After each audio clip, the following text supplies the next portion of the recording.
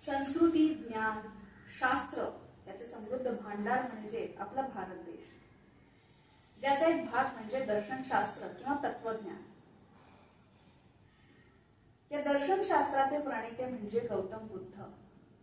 राजपुत्र म्हणून जन्म घेतलेले सिद्धार्थ आणि मग बोधिवृक्षाखाली ध्यानस्थ बसलेले गौतम बुद्ध हा जीवन प्रवास हा मनुष्याला शिकवण देणारा आहे आणि जगण्याचा एक मार्ग दाखवणार आहे.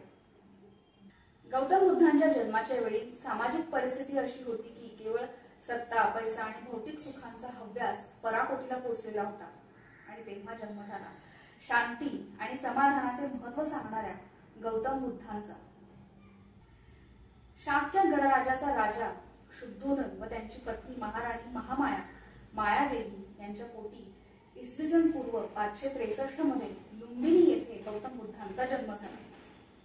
गौतम बुद्धांच्या लहानपणी एका ज्योतिषाने अशी भविष्यवाणी केली होती की ते मोठेपणी एक श्रेष्ठ राजा बनतील किंवा श्रेष्ठ संत होतील.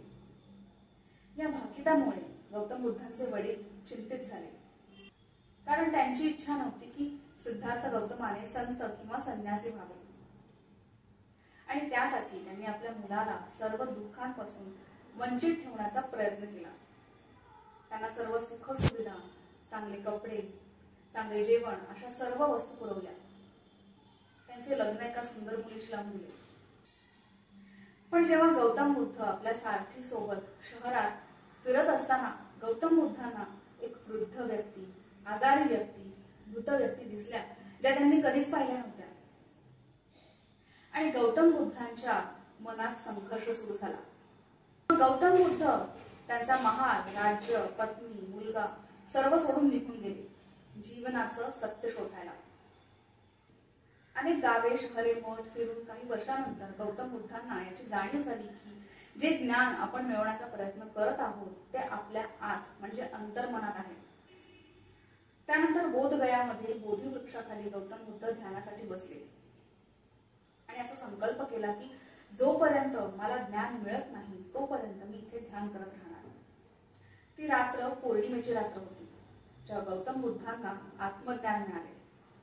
असे म्हणतात की समाधीच्या 8 अवस्था असतात आणि गौतम बुद्धांनी या सर्व अवस्था पूर्ण केल्या होत्या. बुद्ध या शब्दाचा अर्थ ज्ञान म्हणजे निवळ माहिती मिळवणे नाही, तर अनुभूतीने जे उमजते किंवा रिअलाइज होते ते म्हणजे ज्ञान. आणि या ज्ञानापासून ज्याने परमतत्व जाणले आहे असा तो म्हणजे बुद्ध. बुद्ध ही उपाधी आहे, त्यामुळे गौतम बुद्ध एकच नाही तर असे अनेक बुद्ध होऊन गेले. हिंदू धर्मात अशा व्यक्तीला ब्राह्मण म्हणले जाते. ब्राह्मण ही सुद्धा एक उपाधी आहे.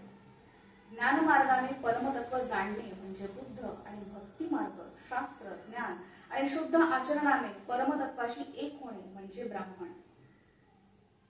चरक संहितेनुसार माणसाची बुद्धी आणि प्रज्ञा म्हणजे स्मरणशक्ती जेव्हा भ्रष्ट होते तेव्हा त्याच्याकडून चुकीची कर्म घडतात आणि चुकीची कर्म घडू नयेत म्हणून बुद्धी आणि प्रज्ञा शुद्ध असणे खूप महत्वाचे आहे.